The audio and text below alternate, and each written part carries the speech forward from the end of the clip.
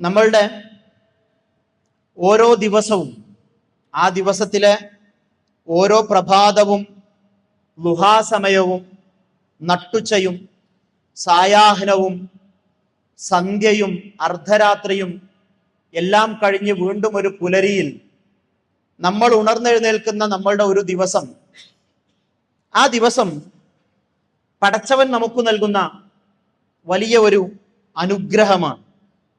അത് ഗൗരവത്തിൽ നാം തിരിച്ചറിയേണ്ടുന്ന ഒരു യാഥാർത്ഥ്യവുമാണ്. അള്ളാഹു ദിവസത്തെ, ആ ദിവസത്തിലെ പല സമയങ്ങളെ, കാലത്തെ എല്ലാം സത്യം ചെയ്തുകൊണ്ട് സംസാരിക്കുന്നത് നമുക്ക് കാണാൻ കഴിയും. അള്ളാഹു ഒന്നിനെ സത്യം ചെയ്യുന്നുണ്ട് എങ്കിൽ അതിനൊരുപാട് മഹത്വമുണ്ട് എന്നതാണ് നമുക്കതിൽ നിന്ന് മനസ്സിലാക്കാൻ കഴിയുക. വൽ ഫജ്ർ വലയാലിൻ അശ്ർ, അള്ളാഹു സുബ്ഹാനഹു വ തആല പുലരിയെ, പ്രഭാത സമയത്തെ സത്യം ചെയ്തുകൊണ്ട് നമ്മളോട് സംസാരിക്കുന്നുണ്ട്. വല്ലുഹാ വല്ലൈലി ഇദാ സജാ, ലുഹാ സമയത്തെ തന്നെയാണ് സത്യം. അതുപോലെ തന്നെ രാത്രി ശാന്തമായാൽ അതിനെ തന്നെയാണ് സത്യം എന്ന് ഖുർആൻ പറയുന്നുണ്ട്. വൽ അസ്ർ ഇന്നൽ ഇൻസാന ലഫീ ഖുസ്ർ, അതുപോലെ തന്നെ കാലം തന്നെയാണ് സത്യം, മനുഷ്യർ നഷ്ടകാരു തന്നെയാണ് എന്ന് പറഞ്ഞ് കാലത്തെ സത്യം ചെയ്തുകൊണ്ട് അള്ളാഹു സുബ്ഹാനഹു വ തആല സംസാരിക്കുന്നത് നമുക്ക് കാണാൻ കഴിയും. തീർച്ചയായും നമ്മളൊരു വേനലവധി കാലത്താണ് ഉള്ളത്. വിദ്യാർത്ഥികളെല്ലാം തിരക്കുകളിൽ നിന്ന് ഒഴിഞ്ഞ് പരീക്ഷയുടെയും പഠനത്തിന്റെയും എല്ലാം ഭാരങ്ങൾ ഇറക്കി വെച്ച് സമാധാനത്തോടു കൂടി നിൽക്കുന്ന ഒരു സമയമാണ്. അധ്യാപകർ അവര് തിരക്കൊഴിഞ്ഞ സമയമാണ്. അതുപോലെ തന്നെ ഒരുപാട് തിരക്കുകളും മറ്റുമൊക്കെ വീട്ടുമ്മമാരെ സംബന്ധിച്ചും മക്കൾ സ്കൂളുകളിലേക്കൊന്നും പോകേണ്ടുന്ന തിരക്കുകളില്ലാത്തത് കാരണം അവരും ഒരു തിരക്കൊഴിഞ്ഞ സമയത്തുള്ള ഒരു സമയമാണ്. തീർച്ചയായും ഈ ഒഴിവു സമയം എന്നുള്ളത് അത് വലിയൊരു അനുഗ്രഹമായിക്കൊണ്ടാണ് റസൂൽ സല്ലല്ലാഹു അലൈഹി വസല്ലമയും പരിശുദ്ധ ഖുർആനും നമുക്ക് പറഞ്ഞു തരുന്നത്. നിഅമതാനി മഗ്ബൂനും ഫീഹിമാ കസീറുൻ മിനൻ നാസ് അസ്സിഹ്ഹതു വൽ ഫറാഗ്. നമുക്കൊക്കെ മനപ്പാഠമുള്ള ഒരു ഹദീസാണ്. രണ്ട് അനുഗ്രഹങ്ങൾ, ആ രണ്ട് അനുഗ്രഹങ്ങളെ പറ്റി അധികം ആളുകളും അശ്രദ്ധരാണ്. അങ്ങനെയാണ് ആ വിഷയത്തെ റസൂൽ സല്ലല്ലാഹു അലൈഹി വസല്ലമ പറയുന്നത്.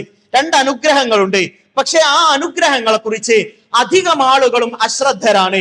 അതിലൊന്ന് അസ്സിഹ്ഹ, അവന്റെ ആരോഗ്യമാണ്. നമുക്ക് രണ്ടു കാലിൽ എഴുന്നേറ്റ് നടക്കുവാൻ, ഒരു പ്രശ്നവുമില്ലാതെ സ്റ്റെപ്പുകൾ കയറുവാൻ, ആരോഗ്യത്തോടു കൂടി നടന്നു നീങ്ങുവാൻ കഴിയുന്ന ഒരു ആരോഗ്യപരമായ അവസ്ഥ, രോഗങ്ങളില്ലാത്ത ഒരവസ്ഥ, അത് പടച്ചവന്റെ അനുഗ്രഹമാണ്. വൽ ഫറാഗ്, ഈ ഒഴിവു സമയം എന്നതും അള്ളാഹുവിന്റെ വലിയ അനുഗ്രഹമാണ്. അതുകൊണ്ടാണ് ഖുർആൻ പറയുന്നത് ഫൈദാ ഫറഗ്ത ഫൻസബ് വഇലാ റബ്ബിക ഫർഗബ്. നിനക്കുള്ള നീ ഒരു കാര്യത്തിൽ നിന്ന്, നിന്റെ തിരക്കിൽ നിന്ന് ഒഴിഞ്ഞാൽ നീ അധ്വാനിക്കുക. നീ ദുനിയാവിന്റെ വിഷയങ്ങളിലുള്ള തിരക്കുകളിൽ നിന്ന് ഒഴിഞ്ഞാൽ നീ പരലോകവുമായി ബന്ധപ്പെട്ട വിഷയങ്ങളിൽ സജീവമാവുക. പരലോകവുമായി ബന്ധപ്പെട്ട വിഷയങ്ങളിൽ നിന്ന് ഒഴിവായാൽ ദുനിയാവുമായി ബന്ധപ്പെട്ട വിഷയങ്ങളിൽ സജീവമാവുക. ഹലാലായ നന്മയുള്ള വഴികളിൽ മുന്നേറുക. വിശ്രമം എന്നുള്ളതല്ല ജീവിതത്തിൽ നിന്നുണ്ടാകേണ്ടത്, നിന്റെ റബ്ബിന്റെ തൃപ്തിയിലേക്ക് വേണ്ടി മുന്നിടുക എന്നതാണ് അല്ലാഹു സുബ്ഹാനഹു വ തആല നമ്മളോട് പറയുന്നത്. ഹസനുൽ ബസരി റഹിമഹുല്ല, അദ്ദേഹത്തിന്റെ ഒരു വാചകമുണ്ട്, യബ്ന ആദം ഇന്നമാ അൻത അയ്യാമുൻ, മനുഷ്യ നീ കുറച്ചു ദിവസങ്ങളാണ്. കുല്ലമാ ദഹബ യൗമുൻ ദഹബ ബഅദുക്, നിന്റെ ജീവിതത്തിലെ ഓരോ ദിവസവും കഴിഞ്ഞു പോകുമ്പോ നിന്റെ ആയുസ്സിൽ നിന്നുള്ള, നിന്നിൽ നിന്നുള്ള ചില ശകലങ്ങളാണ് അത് കൊഴിഞ്ഞു പോകുന്നത് എന്നതാണ്. ഓരോ ദിവസവും നമ്മുടെ ജീവിതമാണ്. നമ്മളുടെ ജീവിതം ഇന്ന ദിവസം മുതൽ ഇന്ന ദിവസം വരെ എന്നത് തീരുമാനിക്കപ്പെട്ടതാണ്. ആ ഓരോ ദിവസവും കഴിഞ്ഞു പോകുമ്പോ നമ്മളാണ്, നമ്മളുടെ ജീവിതത്തിന്റെ ശകലങ്ങളാണ് അസ്തമിച്ചു പോകുന്നത് എന്നൊരു ബോധവും ഓർമ്മയും ഒക്കെ നമുക്കുണ്ടാകേണ്ടതാണ് എന്നത് നമ്മൾ മനസ്സിലാക്കേണ്ടതുണ്ട്. അപ്പോ നമ്മളുടെ ജീവിതത്തിൽ നിന്നുള്ള ശകലങ്ങളാണ് ഓരോ ദിവസവും തീർന്നു പോകുന്നത് എന്ന ഒരു ബോധം നമുക്കുണ്ടാകേണ്ടതുണ്ട്. പലപ്പോഴും ബർത്ത്ഡേകളെ സെലിബ്രേറ്റ് ചെയ്യുന്ന, വെഡിങ് ആനിവേഴ്സറിയെ സെലിബ്രേറ്റ് ചെയ്യുന്ന ആളുകളെ നമ്മൾ കാണാറുണ്ട്. ഇപ്പോൾ അത് കൂടി വലിയ രീതിയിലുള്ള പണധൂർത്തിന്റെ, പണം വെറുതെ നശിപ്പിക്കലിന്റെ വലിയ ആഘോഷങ്ങളായി മാറിയിട്ടുണ്ട്. ഓരോ കുടുംബങ്ങളിലും ഇതൊക്കെ വലിയ ചെലവുകളുള്ള ആഘോഷങ്ങളായി, ആഘോഷ തിമിർപ്പുകളായി മാറിക്കൊണ്ടിരിക്കുന്ന ഒരവസ്ഥയാണ്. നമ്മൾ വളരെ ഗൗരവത്തോടു കൂടി ആലോചിക്കേണ്ടുന്ന ഒരു വിഷയമാണ്. ഒരാളുടെ ജീവിതം 2000 മുതൽ 2050 വരെയാണ് എന്ന് വിചാരിക്കുക. അങ്ങനെയാണല്ലോ. തീർച്ചയായും നമുക്കൊരു ജനന തീയതിയുമുണ്ട്, ഒരു മരണ തീയതിയുമുണ്ട്. 2000-ൽ നിന്ന് 2010-ലേക്ക് എത്തുമ്പോ അയാളുടെ ജീവിതത്തിൽ നിന്ന് 10 വർഷം കടന്നു പോവാണ്. 2020-ലേക്ക് എത്തുമ്പോ 2050-ൽ അവസാനിക്കുന്ന അയാളുടെ ജീവിതം അതിൽ നിന്ന് 20 വർഷം കഴിഞ്ഞു പോവാണ്. എങ്ങനെയാണ് എന്റെ ജീവിതത്തിൽ നിന്ന് 20-ഉം 30-ഉം വർഷങ്ങൾ കൊഴിഞ്ഞു പോകുന്നത്? എങ്ങനെയാണ് നമുക്ക് ആഘോഷിക്കുവാൻ കഴിയുന്നത്? അതിന്റെ യുക്തി എന്താണ് എന്നത് നമ്മൾ ആലോചിക്കേണ്ടത് തന്നെയാണ്.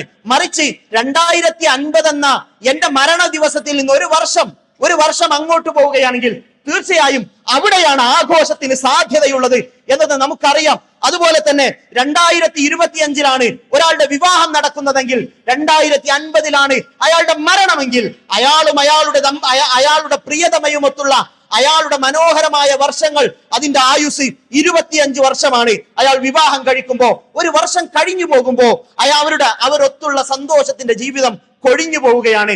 27 ആകുമ്പോ 30 ആകുമ്പോ 5 വർഷം അവരുടെ ജീവിതത്തിൽ നിന്ന് തീർന്നു പോകാണ്. ഇനി ബാക്കിയുള്ളത് 20 ആണ്. ഇനിയും വർഷങ്ങൾ മുന്നോട്ട് പോകുമ്പോ അത് കൊഴിഞ്ഞു തീരുകയാണ്. എങ്ങനെയാണ് നമുക്കിത് ആഘോഷിക്കുവാൻ കഴിയുന്നത് എന്നത് നമ്മളുടെ ദിശണയോട്, നമ്മളുടെ യുക്തിയോട് തീർച്ചയായും നമ്മൾ ചോദിക്കേണ്ടതാണ്. അവിടെയും ആഘോഷത്തിന് സ്കോപ്പ് ഉണ്ടാവുക 2050 എന്ന ആ മരണ തീയതി, ആ ദമ്പതികളിൽ ആരുടെയെങ്കിലും മരണ തീയതി ഒരു വർഷം അങ്ങോട്ട് മാറുമ്പോഴാണ് അവിടെ ആഘോഷത്തിന് ചാൻസ് ഉണ്ടാകുന്നത് എന്നത് നമ്മൾ മനസ്സിലാക്കണം. എന്തിനേയും സെലിബ്രേറ്റ് ചെയ്യുന്ന, എന്തിനേയും ആഘോഷിക്കുന്ന, എന്തിനേയും ആർമാദത്തോടു കൂടി കാണുന്ന അയുക്തമായ രീതിയിലേക്കല്ല നമ്മൾ പോകേണ്ടത് എന്നത് നാം മനസ്സിലാക്കേണ്ടതുണ്ട്. അഫഹസിബതും അന്നമാ ഖലഖനാകും അബസ വഅന്നകും ഇലൈനാ ലാ തുർജഊൻ. മനുഷ്യരെ, നിങ്ങൾ വിചാരിക്കുന്നുണ്ടോ നിങ്ങൾ വെറുതെ സൃഷ്ടിക്കപ്പെട്ടവരാണെന്ന്? പ്രത്യേകമായ ലക്ഷ്യങ്ങളൊന്നുമില്ലാതെ ഓരോ പുലരിയിലും നിങ്ങൾക്കൊരു തരത്തിലുള്ള ലക്ഷ്യവും തീർക്കുവാനില്ലാത്തവരായ, തീർത്തും അലക്ഷ്യരായ ഒരു വിഭാഗമാണ് നിങ്ങൾ എന്ന് നിങ്ങൾ വിചാരിക്കുന്നുണ്ടോ? നിങ്ങൾ നമ്മിലേക്ക് മടങ്ങി വരുന്ന ഒരു ദിവസമില്ല എന്നും പിന്നീട് അവർ ആസ്വദിച്ച അവരുടെ നിഅ്മത്തുകളെ പറ്റി കണക്ക് ചോദിക്കുമെന്ന് അള്ളാഹു പറയുന്ന ഒരു ദിവസത്തിലേക്കുള്ള മടക്കമില്ല എന്നാണോ മനുഷ്യരെ നിങ്ങൾ ആലോചിക്കുന്നത്, നിങ്ങൾ വിചാരിക്കുന്നത് എന്നത് ചോദിക്കുന്നത് അള്ളാഹുവാണ്. തീർത്തും കൃത്യമായ ലക്ഷ്യങ്ങളുള്ള നമ്മളുടെ ഈ ജീവിതത്തിന് അള്ളാഹു നമ്മളെ ഇങ്ങോട്ട് പറഞ്ഞേക്കുമ്പോ അതിന് ലക്ഷ്യങ്ങളുണ്ട്. എന്റെ ഓരോ ദിവസവും അതിന് വിലയുണ്ട്, അതിനെ ഞാൻ മാനിക്കേണ്ടതുണ്ട് എന്നത് നമ്മൾ മനസ്സിലാക്കേണ്ടതാണ്. പലർക്കും ജീവിതത്തിന്റെ വില എന്താണ് എന്നറിയില്ല. ദിവസത്തിന്റെയും സമയത്തിന്റെയും മൂല്യം തിരിച്ചറിയാത്ത ഒരുപാട് മനുഷ്യരുണ്ട്. ഓൺലൈൻ ഗെയിമുകളുടെയും റീലുകളുടെയും തടവറയിൽ ബന്ധിതരായ പ്രത്യേകിച്ചും ചെറുപ്പക്കാർ, നമ്മൾ ഗൗരവത്തോടു കൂടി ആ വിഷയം ചർച്ച ചെയ്യേണ്ടത് തന്നെയാണ്.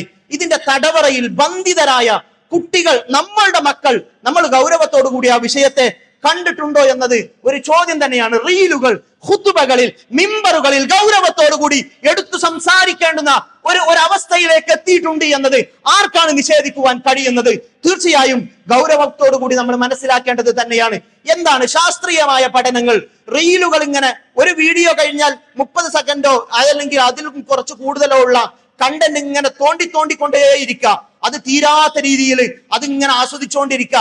ഈ ഒരു രീതിയിലേക്ക് നമ്മളുടെ കുട്ടികൾ പോകുന്നു. ഇതിന്റെ പ്രശ്നം എന്താണ്?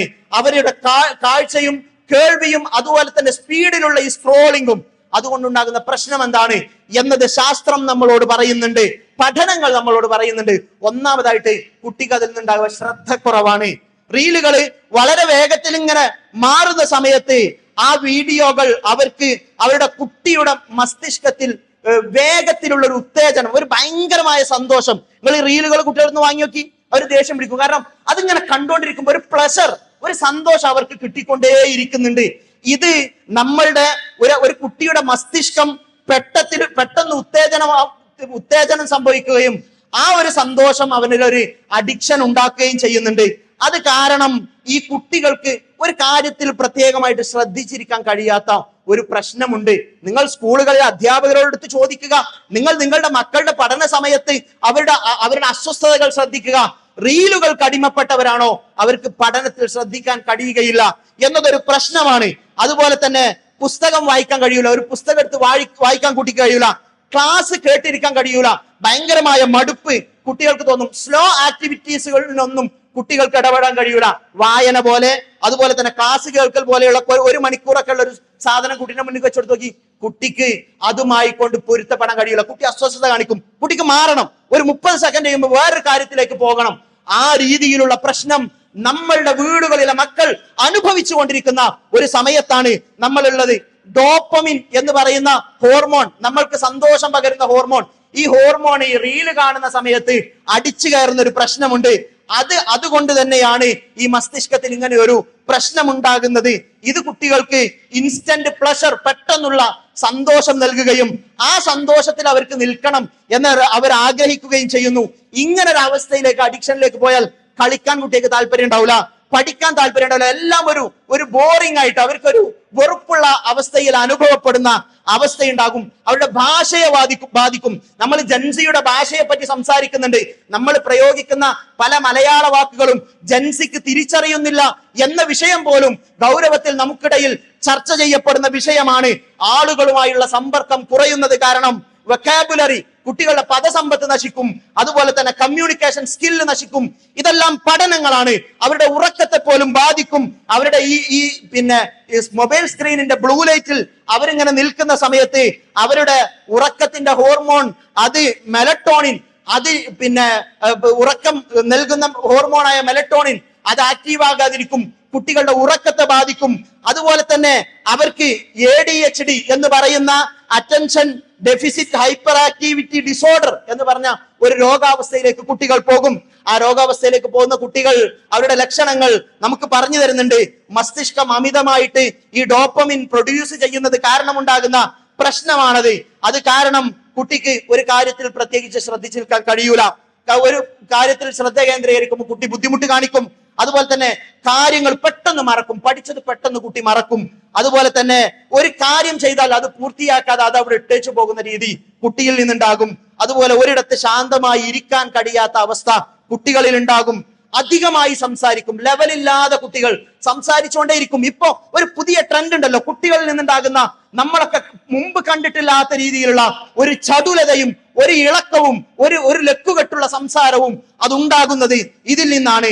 അതുപോലെ തന്നെ എപ്പോഴും ഇങ്ങനെ ചലിച്ചുകൊണ്ടേയിരിക്കും. അവർക്ക് അടങ്ങി നിൽക്കാൻ കഴിയാത്ത പ്രശ്നങ്ങൾ ഉണ്ടാകും.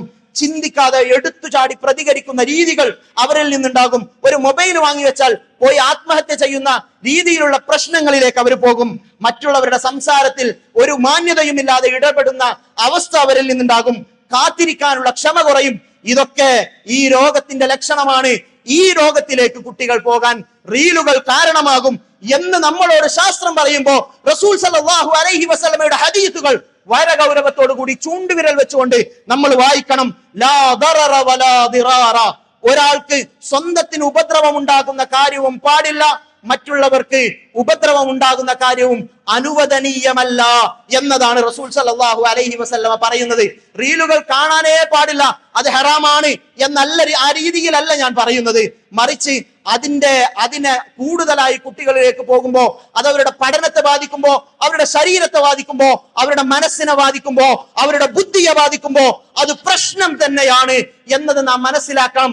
സ്വന്തത്തിന് ഉപദ്രവമുള്ളതും മറ്റുള്ളവർക്ക് ഉപദ്രവം വരുത്തുന്നതുമായ കാര്യങ്ങൾ ഇസ്ലാമിൽ അനുവദനീയമല്ല എന്നതാണ് റസൂൽ സല്ലല്ലാഹു അലൈഹി വസല്ലമ നമ്മളോട് പറയുന്നത്. അതുപോലെ തന്നെ മദ്യത്തെ എന്തുകൊണ്ട് ഹറാമാക്കുന്നു എന്നതിനെ പറ്റി റസൂൽ സല്ലല്ലാഹു അലൈഹി വസല്ലമ സംസാരിക്കുമ്പോ കുല്ലു മുസ്കിരിൻ ഖംറുൻ വകുല്ലു ഖംറിൻ ഹറാം. എല്ലാ ബുദ്ധിയെ മറക്കുന്നതും അത് കള്ളാണ്, എല്ലാ ബുദ്ധിയെ മറക്കുന്നതും അങ്ങനെയുള്ള എല്ലാ കള്ളുകളും ഹറാമാണ് എന്ന് വളരെ കൃത്യമായും റസൂൽ സല്ലല്ലാഹു അലൈഹി വസല്ലമ നമ്മളോട് പറയുകയാണ്. ബുദ്ധി വെളിവുള്ളതാകണം, ബുദ്ധി തെളിമയുള്ളതായി മാറണം. അതിന് പരിക്കേൽപ്പിക്കുന്നത് റീലുകളായാലും അത് പ്രശ്നം തന്നെയാണ് എന്നതാണ് നമ്മൾ മനസ്സിലാക്കേണ്ടത്. വല്ലാഹു അഖ്റജകും മിൻ ബുതൂനി ഉമ്മഹാതികും ലാ തഅലമൂന ശൈആ. നിങ്ങളുടെ ഉമ്മമാരുടെ ഉദരങ്ങളിൽ നിന്ന് ഒന്നും അറിയാത്തവരായിക്കൊണ്ടാണ് അല്ലാഹു നിങ്ങളെ പുറത്തു കൊണ്ടുവന്നത്. വജഅല ലക്കുമുസ് സമഅ വൽ അബ്സാറ വൽ അഫ്ഇദ. പിന്നീട് അവൻ നിങ്ങൾക്ക് കാഴ്ചയും കേൾവിയും ചിന്താശേഷിയും തന്നിരിക്കുന്നു. അഫലാ തഅഖിലൂൻ. നിങ്ങൾ ആലോചിക്കുന്നില്ല മനുഷ്യരെ എന്ന് അല്ലാഹു ചോദിക്കുന്നുണ്ട്. നമുക്ക് അല്ലാഹു നൽകിയ മഹത്തായ അനുഗ്രഹമാണ് നമ്മളുടെ ബുദ്ധിശേഷി എന്ന് നാം തിരിച്ചറിയേണ്ടതുണ്ട്. അതിന് പരിക്കേൽക്കുന്ന രീതിയിലുള്ള വിഷയങ്ങൾ നമ്മളുടെ കുടുംബങ്ങളിൽ, നമ്മളുടെ മക്കളിൽ സംഭവിക്കുന്നുണ്ടെങ്കിൽ അവിടെ ധാർമ്മികമായി മക്കളുടെ കൈ പിടിക്കേണ്ടുന്ന ഉത്തരവാദിത്തം, അരുതെന്ന് പറയേണ്ടുന്ന ഉത്തരവാദിത്തം, അതിൽ നിലപാടുകൾ സ്വീകരിക്കേണ്ടുന്ന ഉത്തരവാദിത്തം നമുക്കുണ്ട് എന്നത് ഗൗരവത്തോടു കൂടി നാം മനസ്സിലാക്കുക. അള്ളാഹു സുബ്ഹാനഹു വ തആല ഇങ്ങനെയുള്ള എല്ലാ പ്രതിസന്ധികളിൽ നിന്നും നമുക്ക് അള്ളാഹു മുക്തി നൽകി അനുഗ്രഹിക്കുമാറാകട്ടെ. ഈ പലപ്പോഴും രക്ഷിതാക്കളൊക്കെ പറയും, കുട്ടി മൊബൈലിൽ നിന്ന് ഒഴിവാകുന്നില്ല, അവനെ മൊബൈലിൽ നിന്ന് പിടിച്ചു മാറ്റാൻ കഴിയുന്നില്ല എന്ന് രക്ഷിതാക്കൾ പലപ്പോഴും പരാതിയും പരിഭവവും പറയുന്നത് നമ്മളൊക്കെ കേൾക്കുന്നതാണ്. എങ്ങനെയാണ് ഈ കുട്ടികൾക്ക് മൊബൈൽ അഡിക്ഷൻ ഒക്കെ വന്നത്? നമ്മൾ കുട്ടികൾക്ക് ചെറുപ്പം മുതൽ അവർക്ക് ഭക്ഷണം കഴിക്കാനും അവർക്ക് അടങ്ങി നിൽക്കാനും വേണ്ടിയിട്ടുള്ള ഒരു മാധ്യമമായിട്ട് നമ്മൾ മൊബൈൽ വെച്ചു കൊടുത്തത് കൊണ്ടാണ് കുട്ടികൾക്ക് ആ അഡിക്ഷൻ വന്നത്. നമ്മളാണ് ശരിക്കും അതിന് കാരണക്കാർ എന്നത് ഗൗരവത്തോടു കൂടി മനസ്സിലാക്കേണ്ടുന്ന കാര്യമാണ്. കുല്ലുക്കും റായിൻ വ കുല്ലുക്കും മസ്ഊലുൻ അൻ റഅയ്യതി. എല്ലാവരും ഉത്തരവാദിത്തം ഏൽപ്പിക്കപ്പെട്ടവരാണ്. മാതാപിതാക്കൾ ഉത്തരവാദിത്തം ഏൽപ്പിക്കപ്പെട്ടവരാണ് മക്കളുടെ വിഷയത്തിൽ. അള്ളാഹുവിന്റെ അടുക്കൽ നാളെ പരലോകത്ത് അതിൽ ശരിയായ രീതിയിൽ അല്ലെങ്കിൽ അള്ളാഹിന്റെ ചോദ്യത്തിന് നമ്മൾ വിധേയരാകേണ്ടുന്ന വിഷയമാണ് എന്നത് ഗൗരവത്തോടു കൂടി നമ്മൾ മനസ്സിലാക്കേണ്ടുന്ന ഒരു കാര്യം തന്നെയാണ്. അപ്പോ മക്കളുടെ ബുദ്ധിക്കും അവരുടെ ആ ചിന്താശേഷിക്കും ഒക്കെ പ്രശ്നം ഉണ്ടായാൽ നാളെ ബോധവും അന്തവും വെക്കുന്ന സമയത്ത് കുട്ടികൾ നമുക്കെതിരെ വിരൽ ചൂണ്ടും. എന്തിനാണ് ഉപ്പ, എനിക്കറിയില്ലല്ലോ, ഞാൻ ചോദിച്ചു എന്ന് വെച്ചിട്ട് ഞാൻ കുട്ടിയല്ലായിരുന്നു അന്ന്, എനിക്ക് തിരിയൂലല്ലോ എന്നൊരു പക്ഷെ കുട്ടികൾ നമ്മളോട് അവരുടെ ബുദ്ധി കഴിവും പഠനശേഷിയൊക്കെ നശിച്ച് അവർക്ക് എവിടെ എത്താതിരിക്കുന്ന സമയത്ത് നമ്മളോട് പരിഭവം പറയുന്ന ഒരു സമയം ഉണ്ടായേക്കാം. പടച്ചോനെടുക്കലും നാളെ നമ്മൾ ആ വിഷയത്തിൽ ചോദ്യം ചെയ്യപ്പെട്ടേക്കാം എന്നത് ഗൗരവത്തോടു കൂടി നമ്മൾ കാണേണ്ടതാണ്. യാ അയ്യുഹല്ലദീന ആമനു ഖു അൻഫുസകും വഅഹ്ലീകും നാറ.